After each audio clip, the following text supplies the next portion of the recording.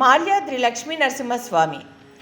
అగస్త్య మహాముని ఈ మాల్యాద్రి పైన తపమాచరించగా లక్ష్మీ నరసింహుడు జ్వాలారూపుడై దర్శనమిచ్చాడని, జ్వాలా నరసింహ మూర్తిగా కొండ మీద వెలిశారని పురాణ గాథ. మాల్యాద్రి లక్ష్మీ నరసింహస్వామి దేవాలయం కందుకూరు పామూరు రోడ్డులో వలేటివారి పాలెం మండల పరిధిలోని ఈ ఆలయం ఉన్న కొండలు పూలమాల ఆకారంలో ఉండడంతో ఈ ప్రాంతానికి మాలకొండ, మాల్యాద్రి అని పేరు వచ్చాయి. ప్రకృతి శోభకు నిలయమైన మాలకొండ ఏకశిలా నిర్మితం కావడం విశేషం.